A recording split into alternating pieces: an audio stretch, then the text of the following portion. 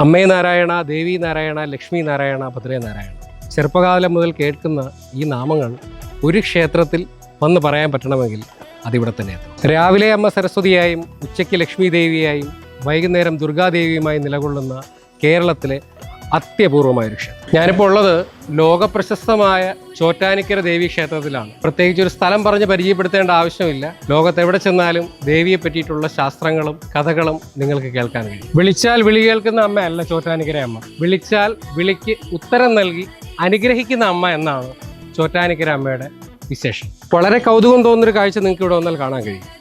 ആൽമരത്തിന് ചുറ്റും കമ്പിയും മാണിയും തറച്ചിരിക്കുന്നു. എന്തിനാണെന്നുള്ള ചോദ്യത്തിന് ഭഗവതിയെ നേരിട്ട് കാണാൻ വരിക. കീഴ്ക്കാവിലമ്മയ്ക്ക് ഗുരുതിക്കൂട്ട്, ശർക്കര, മഞ്ഞൾ, ചുണ്ണാമ്പ് എന്നിവ ചേർത്തുള്ളൊരു കൂട്ട് കീഴ്ക്കാവിലമ്മയ്ക്ക് വഴിപാടായി സമർപ്പിച്ചാൽ തീരാത്ത പ്രശ്നവുമില്ല, ദുഃഖവുമില്ലെന്നാണ് ശാസ്ത്രവും. അതാണ് സത്യം. വിശ്വാസങ്ങളെപ്പോലും ത്രസിപ്പിക്കുന്ന രീതിയിലുള്ളൊരു വഴിപാട് ഈ ക്ഷേത്രത്തിലുണ്ട്. നെയ് സേവ. പൈശാചിക ബന്ധനങ്ങളും ബാധാദോഷങ്ങളുമുള്ള ആളുകൾ ഭഗവതിയുടെ അടുത്ത് വന്ന് ഒരു നെയ് സേവിക്കാറുണ്ട്.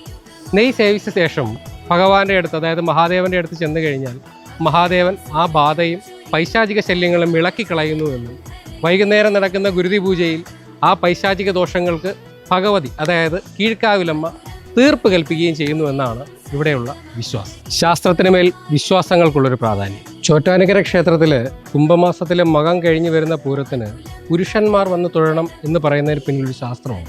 ആ ഒരു ദിവസം മാത്രമാണ് കീഴ്ക്കാവിലമ്മ മേൽക്കാവിലമ്മയുടെ അടുത്ത് എത്തുന്നത്.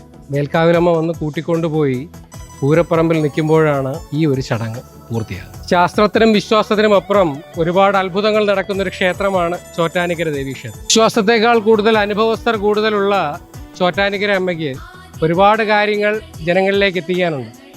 ഒരു പ്രാവശ്യമെങ്കിലും ദേവിയെ നിങ്ങളൊന്ന് കാണണം. നിങ്ങളുടെ ആഗ്രഹങ്ങൾ ദേവിയോട് പറയുക. എല്ലാ ആഗ്രഹങ്ങളും തീർക്കുന്നതിന് ദേവിക്കൊരൊറ്റ കാര്യമേ ഉള്ളൂ: പരമമായ വിശ്വാസവും പ്രാർത്ഥനയും.